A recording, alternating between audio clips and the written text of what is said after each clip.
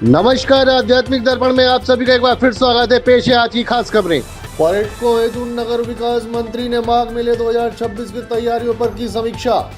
कल की महोत्सव में जगत गुरु रामभद्राचार्य ने हिंदू राष्ट्र का किया पुरजोर समर्थन। एकादशी पर गोवर्धन धाम में दिखा दिव्य नजारा, परिक्रमा मार्ग पर उमड़ी भारी भीड़। सरदार पटेल की जयंती पर राष्ट्रीय एकता का दिया संदेश, सादली में उमड़ा जन सैलाब। 21,000 छात्रों की सहभागिता में वैश्विक गीता पाठ से बना आध्यात्मिक ऊर्जा का केंद्र। जवाहर सिंह मेडम की पहल पर दशकों पुरानी मांग को मिली ऐतिहासिक मंजूरी। अब खबर विस्तार से। पर्यटकों हेतु नगर विकास मंत्री ने माघ मेले की तैयारियों पर की समीक्षा, स्वच्छता कर्मियों की व्यवस्था के दिए निर्देश। प्रयागराज से आध्यात्मिक दर्पण संवाददाता कुमार उदय की रिपोर्ट। प्रयागराज का पावन संगम एक बार फिर माघ मेला 2026 की तैयारी में तेजी से जगमगाने वाला है। नगर विकास मंत्री ए.के. शर्मा ने साफ संकेत दे दिया है, 15 दिसंबर तक मेला क्षेत्र की हर तैयारियां पूरी होनी चाहिए। गंगा जल की उपलब्धता से लेकर घाटों की स्वच्छता तक हर विभाग की जिम्मेदारी सौंप दी गई है, ताकि श्रद्धालुओं को दिव्यता और सुविधा का अनोखा संगम मिले। 2025-26 के माघ मेले को मिली यूनेस्को की अंतर्राष्ट्रीय मान्यता इस बार के आयोजन को और भी भव्य बनाने की प्रेरणा दे रही है। अनुमानित भारी भीड़ को देखते हुए सरकार पहली बार मेला क्षेत्र में डिजिटल सूचना केंद्र, यात्रा मार्गों का पूरा डेटा और एक ही स्थान पर गाइड, गेस्ट हाउस, पार्किंग और सुरक्षा से जुड़ी जानकारी उपलब्ध कराने जा रही है। पिछले साल 6.82 करोड़ से अधिक यात्रियों के आगमन ने यह साबित कर दिया कि माघ मेला अब केवल आस्था नहीं बल्कि विश्व स्तरीय आध्यात्मिक पर्यटन का केंद्र बन चुका है। इसी को ध्यान में रखते हुए नगर निगम को सफाई कर्मियों के रहने और भोजन की बेहतरीन व्यवस्था के भी निर्देश दिए गए हैं, ताकि वे भी इस दिव्य आयोजन के सच्चे सहभागी बन सकें। आस्था, परंपरा और आधुनिक सुविधा माघ मेला 2026 को सुरक्षित, सुगम और अविस्मरणीय बनाने के लिए प्रयागराज तैयार है। प्रयागराज से आध्यात्मिक दर्पण संवाददाता कुमार उदय की ये खास रिपोर्ट। ये मेरा सौभाग्य है कि आज मुझे अपने सभी सहयोगियों के साथ माघ मेला की तैयारी करने, मां गंगा का पूजन और बड़े हनुमान जी का दर्शन करने का अवसर प्राप्त हुआ है। लगभग 9 महीने के बाद यह अवसर फिर से मुझे प्राप्त हुआ कि मां गंगा का पूजन करके माघ मेले की इस बैठक को हम आगे बढ़ा सकें।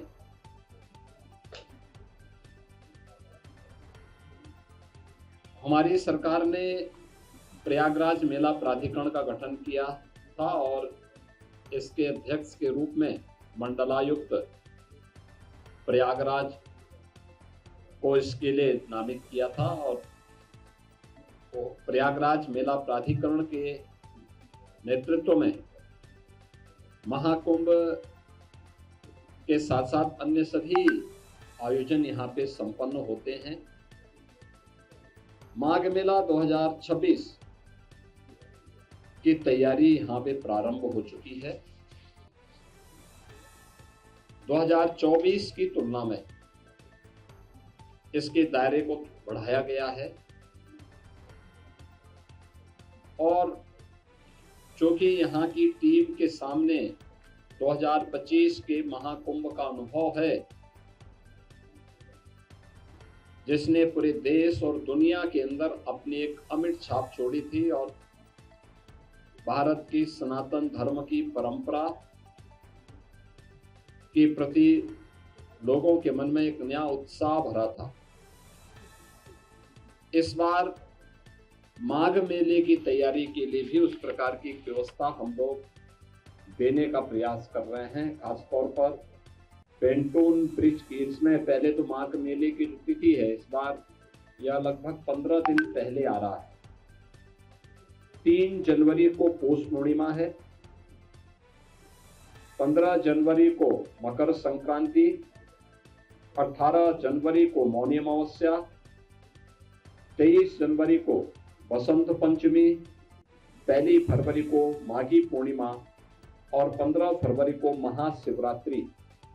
ये 6 स्नान होंगे जिनमें कल्पवासियों की संख्या पौष पूर्णिमा 3 जनवरी से लेकर के 1 फरवरी तक उनकी बड़ी संख्या रहेगी। और कमोवेश यहाँ देखने को मिलता है कि 20 लाख से लेकर के 25 लाख कल्पवासी इस पूरे मेले में 1 माह का यहाँ प्रवास करते हैं और इस एक महीने के अपने प्रवास के दौरान यहीं पे माँ गंगा के सानिध्य में उनकी साधना चलती है। जी, आगामी माघ मेला जो शुरू होने वाला है उसके दृष्टिगत सामान्य प्रशासन की दृष्टि से, मेला प्रबंधन की दृष्टि से, नगर निगम के अंदर के प्रबंधन की दृष्टि से, पुलिस और सुरक्षा, यातायात वगैरह की दृष्टि से क्या करना चाहिए उस पर हम लोगों ने चर्चा किया और एक बहुत ही बृहद प्लान, बृहद आयोजन बनाने का और उसे कार्यान्वित करने का निर्णय हम लोगों ने लिया है। पिछले महाकुंभ अभी जो हम लोगों ने देखा जनवरी में, उसका एक अनुभव बहुत ही अच्छा सबके मन में है। पूरे देश और दुनिया को प्रदेश की और देश की एक अच्छी पिक्चर बताने में हम सफल रहे उस महाकुंभ के जरिए। और इस बार का माघ मेला भी उसी की एक छोटी सी, थोड़ा ही छोटा अनुभूति के रूप में हम लोग प्रस्तुत करने का हम लोगों ने निर्णय लिया है। इस बार अनुमान है कि 15 करोड़ के आसपास लोग इस माघ मेले में आएंगे, जो पिछले माघ मेलों की अपेक्षा बहुत ही ज्यादा है। बल्कि पिछले कुछ कुंभ, अर्ध कुंभ या महाकुंभ की जैसी जनसंख्या का अनुमान हम लोग कर रहे हैं। 15 करोड़ से ऊपर ही होगी, कम नहीं होगी। और उसके दृष्टिगत हम लोगों ने जो 5 सेक्टर पिछले माघ मेले में थे उसकी जगह 7 सेक्टर बनाने का, हर चीज में बढ़ोतरी करने का, 6 पॉन्टून ब्रिज पहले हुआ करते थे अब 7 करने का, इस तरह का हर चीज में वृद्धि करने का, जो पार्किंग एरियाज थी उनमें भी वृद्धि करने का, हर तरह से इस माघ मेले को महाकुंभ के बाद तुरंत होने वाला जो माघ मेला है वो उतना ही भव्य, उतना ही दिव्य दिखे जितना कि महाकुंभ हमने संपन्न कराया। मोदी के फिर पीएम बनने की भविष्यवाणी कर जगतगुरु रामभद्राचार्य ने किया हिंदू राष्ट्र का पुरजोर समर्थन। संभल से आध्यात्मिक दर्पण संवाददाता अवनीत शर्मा की रिपोर्ट। कल्की महोत्सव के पावन मंच पर जब जगतगुरु रामभद्राचार्य जी ने अपने दिव्य वचनों से सभागार को आलोकित किया तो वातावरण श्रद्धा और संकल्प दोनों से भर उठा। उन्होंने भारत को हिंदू राष्ट्र के रूप में देखने का जो दृढ़ समर्थन किया वह केवल एक विचार नहीं बल्कि करोड़ों लोगों की सांस्कृतिक आस्था की प्रतिध्वनि जैसा प्रतीत हुआ। आर्थिक आधार पर आरक्षण का समर्थन करते हुए उन्होंने समाज के कमजोर वर्गों को सशक्त बनाने का भी संदेश दिया। एक ऐसा संदेश जिसमें न्याय, समभाव और करुणा की झलक साफ दिखाई देती है। मंच पर उपस्थित साधु संत, विद्वान और विशाल जनसमूह उनके हर शब्द में जीवन का संदेश महसूस कर रहे थे। पूरे कार्यक्रम में वेदों की ध्वनि, सांस्कृतिक गौरव और आध्यात्मिक ऊर्जा का ऐसा संगम बना कि मानो भारत की आत्मा स्वयं नई दिशा की ओर बढ़ने का संकल्प ले रही हो। संभल से आध्यात्मिक दर्पण संवाददाता अवनीत शर्मा की खास रिपोर्ट। इस्लामी संस्कृति और ईसाई संस्कृति को थोप रहे हैं, पर मैं ऐसा नहीं होने दूंगा। मैं जगत गुरु हूं तो हूं, रहूंगा। मैं राम कथा, कृष्ण कथा को ब्याज बनाकर उनके माध्यम से, नोट करें, वैदिक हिंदू, भारतीय वैदिक हिंदू संस्कृति का जन जन में प्रचार करके रहूंगा।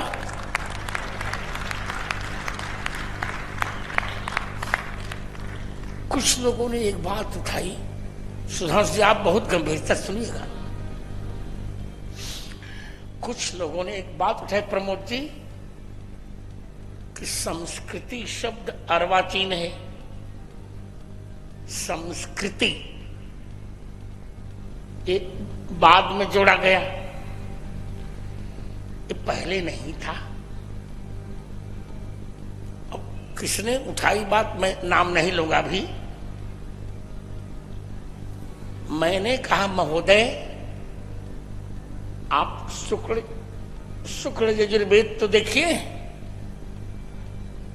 शुक्ल यजुर्वेद के 7वें अध्याय के 14वें मंत्र में श्रुति स्वयं कहती है, सा प्रथमा संस्कृति विश्वभारा।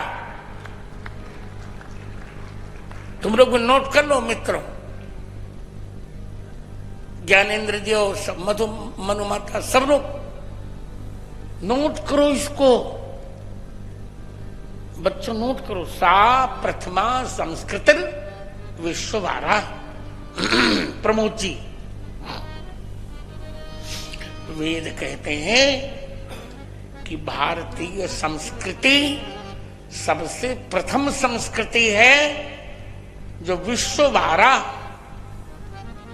विश्वम वृणुते, सारे विश्व को जो अपने आंचल में समेट लेती है। निर्जला एकादशी पर गिरिराज महाराज की जयकारों के बीच श्रद्धालुओं ने लगाई विशाल गोवर्धन परिक्रमा, उमड़ा जन सैलाब। मथुरा से आध्यात्मिक दर्पण संवाददाता विशाल दुबे की रिपोर्ट। निर्जला एकादशी के पावन अवसर पर गोवर्धन धाम मानो दिव्यता से भर उठा हो। सुबह की पहली किरण के साथ ही गिरिराज महाराज के जयकारों से आकाश गूंजायमान हो गया और देखते ही देखते परिक्रमा मार्ग श्रद्धालुओं के विशाल जनसैलाब से भर गया। हर कोई नंगे पैर, माथे पर तिलक, होठों पर गिरिराज धरण की जय का स्वर लिए आगे बढ़ रहा था, मानो भक्ति स्वयं रास्ता दिखा रही हो। गोवर्धन परिक्रमा में उमड़ी रिकॉर्ड भीड़ ने ऐसा दृश्य रचा जैसा बहुतों ने पहले कभी नहीं देखा। बुजुर्ग हो या बच्चे, महिलाएं हो या युवा, हर चेहरे पर आस्था की चमक और हृदय में भक्ति की अनोखी शांति थी। धूल भरी पगडंडियां भी आज पवित्र लग रही थीं, क्योंकि उन पर हर कदम प्रेम, समर्पण और विश्वास से उठ रहा था। सूरज की तपिश, लंबा रास्ता और भीड़, सब कुछ जैसे गौण हो गया था। बस एक अनुभूति हावी थी, गिरिराज महाराज की कृपा का एहसास। बीड़ धाम में आज ऐसा दिव्य वातावरण था कि लगता था मानो स्वयं भगवान भक्तों के संग परिक्रमा कर रहे हों। मथुरा से आध्यात्मिक दर्पण संवाददाता विशाल दुबे की ये खास रिपोर्ट। लेते एक छोटा सा ब्रेक, आप कहीं मत जाइएगा, देखते रहिए आध्यात्मिक दर्पण। बैल कोलू कच्ची घानी सरसों का तेल, नाम ही पहचान है। बैल कोलू कच्ची घानी सरसों का तेल, नाम ही पहचान है। 62 वर्षों से आपके भरोसे और फैशन का प्रतीक सेठी सन्स, बॉम्बे होजियरी फैमिली की विश्वसनीय इकाई।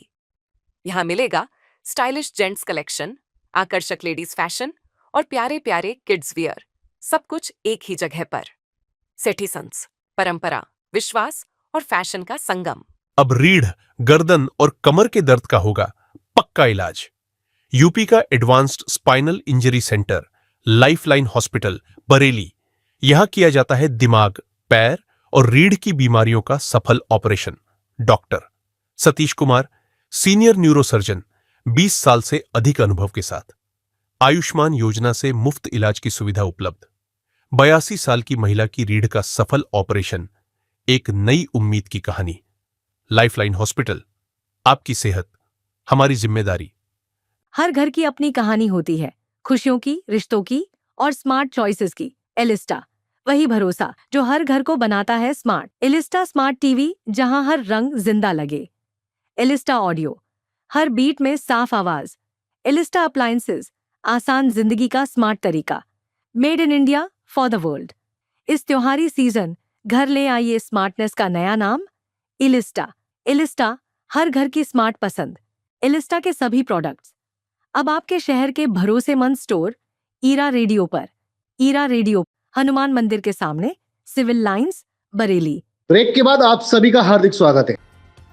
अखंड भारत के शिल्पकार को सादली में भावपूर्ण श्रद्धांजलि, यूनिटी मार्च बना आकर्षण का केंद्र।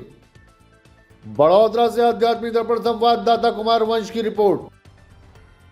सादली बड़ौदा की धरती आज इतिहास और राष्ट्रभक्ति से सराबोर थी।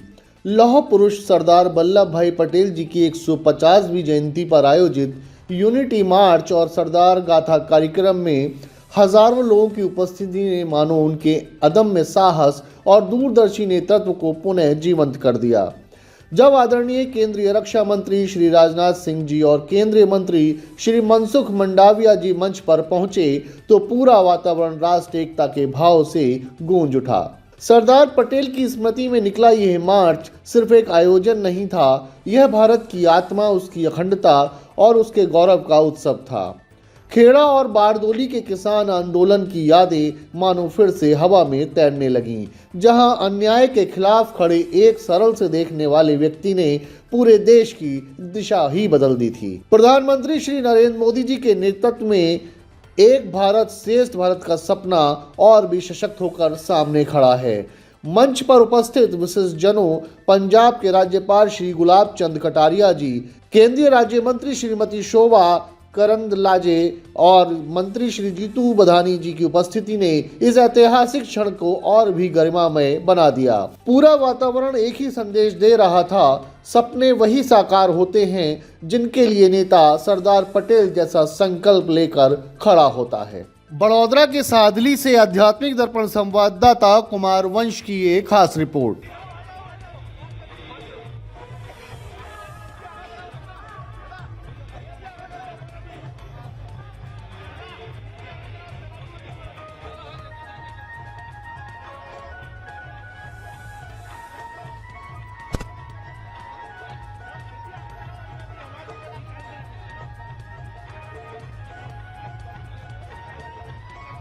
गुजरात के लोगों जरा आवाज और बुलंद होनी चाहिए।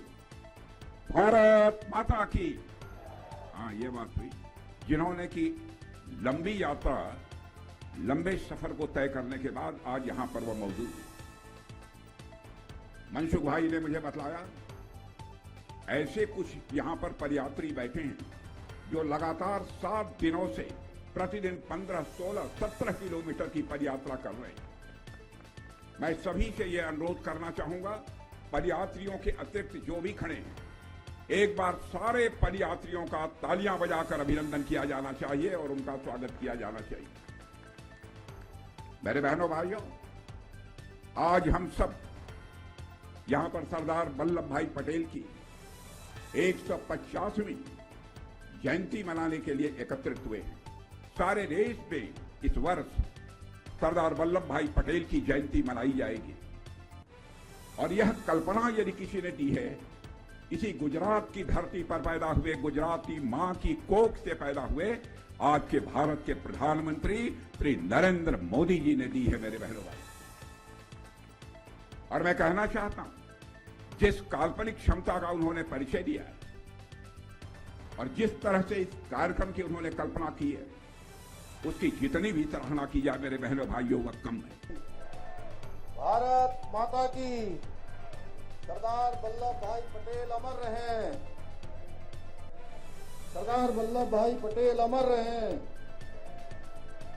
एक भारत श्रेष्ठ भारत की भावना को साकार करने वाले राष्ट्र के लौह पुरुष भारत रत्न सरदार वल्लभ भाई पटेल जी को समस्त उत्तराखंड वासियों की ओर से, देवभूमि वासियों की ओर से भावांजलि अर्पित करता हूं।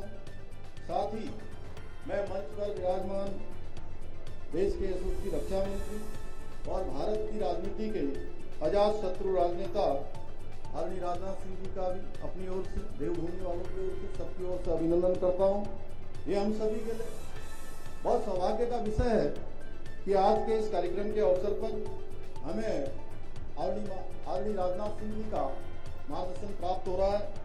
आपका मार्गदर्शन निश्चित रूप से हम सबका पाथेय भी होगा और हम सबके अंदर ऊर्जा का संचार भी होगा।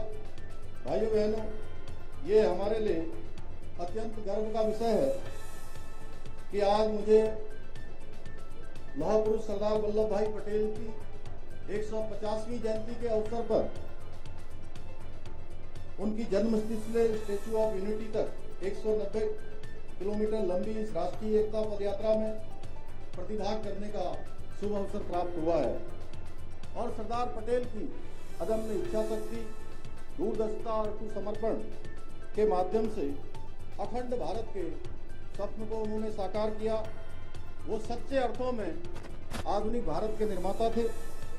स्वतंत्रता प्राप्ति से पूर्व खेड़ा और बारदोली के किसानों के आंदोलन में अन्याय के विरुद्ध उनके द्वारा किए गए संघर्ष ने उन्हें भारत में लोकप्रिय बना दिया था। बारदोली सत्याग्रह की सफलता के बाद ही देश ने उन्हें आदरपूर्वक सरदार की उपाधि से सम्मानित किया। उन्होंने अपने बैरिस्टर का प्रतिष्ठित बैरियर और व्यक्तिगत सुख सुविधाएं त्याग कर जीवन राष्ट्र सेवा के लिए समर्पित किया था। 21,000 छात्रों ने एक साथ किया भगवत गीता का पाठ, विश्व को दिया शांति और ज्ञान का संदेश। कुरुक्षेत्र से आध्यात्मिक दर्पण संवाददाता अभय गुप्ता की रिपोर्ट। कुरुक्षेत्र की पवित्र भूमि का सूर्य मानो थोड़ा और उज्जवल उगा था। जैसे ही 21,000 छात्रों ने एक साथ भगवत गीता का पाठ आरंभ किया, वातावरण में ऐसी आध्यात्मिक तरंगे उठी जिन्होंने पूरे विश्व को शांति, ज्ञान और एकता का संदेश दिया। अंतर्राष्ट्रीय गीता महोत्सव का यह क्षण सिर्फ एक आयोजन नहीं था, यह युगों की संस्कृति को नई पीढ़ी के हृदय में स्थापित करने का दिव्य संकल्प था। जब हजारों आवाजें एक साथ योगस्थ कुरु कर्माणि गूंजने लगी, लगता था स्वयं श्री कृष्ण की वाणी आकाश में प्रतिध्वनित हो रही हो। बच्चों की मासूम मुद्रा, उनकी एकाग्रता और गीता के प्रति उनका सम्मान देखकर हर दर्शक की आंखें गर्व से भर आईं। कुरुक्षेत्र उस दिन केवल एक स्थान नहीं था, वह आध्यात्मिक ऊर्जा, प्रेरणा और भारतीय चिंतन का केंद्र बन गया। यह दृश्य दुनिया को यह याद दिला गया कि गीता केवल एक ग्रंथ नहीं बल्कि मानवता का मार्गदर्शन है। आज के युवा जब गीता को अपनाते हैं तो भविष्य स्वयं ही उज्जवल हो जाता है। कुरुक्षेत्र से आध्यात्मिक दर्पण संवाददाता अभय गुप्ता की ये खास रिपोर्ट।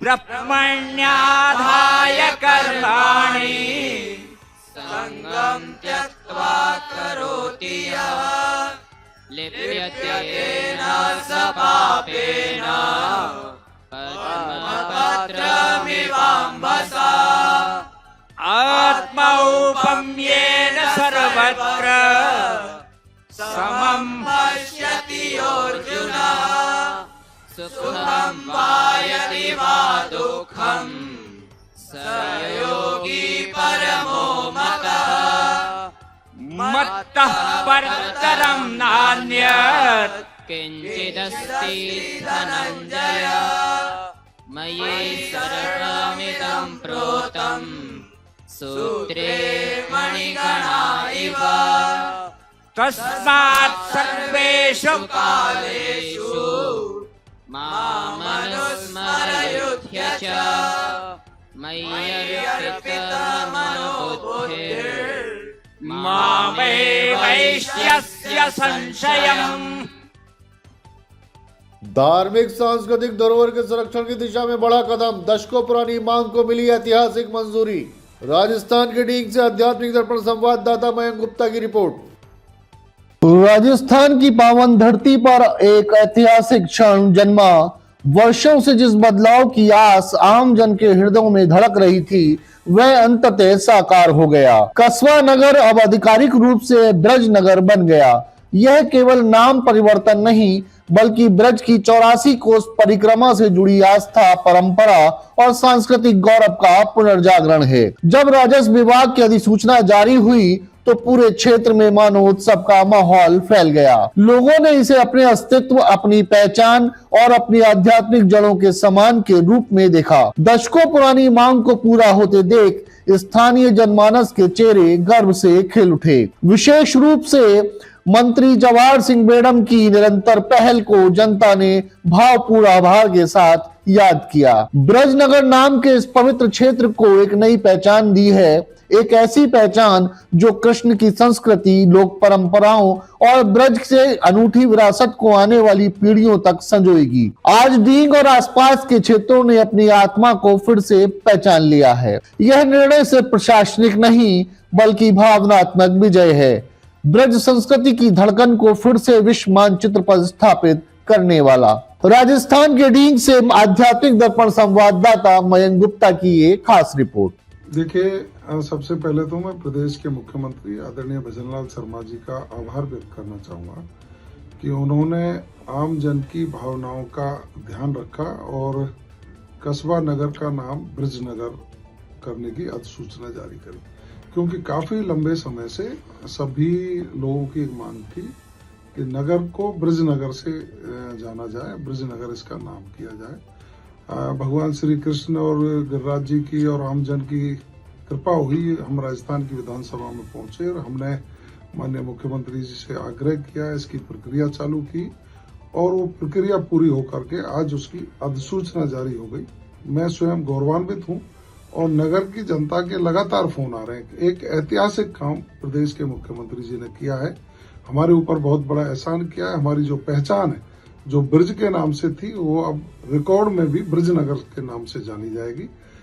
निश्चित रूप से भगवान श्री कृष्ण जी की क्रीड़ा स्थली नगर विधानसभा क्षेत्र के विभिन्न गांवों में अवशेष और उनके पौराणिक जो चिन्ह हैं, जो हमारी अध्ययन करते हैं तो उसमें मिलते हैं।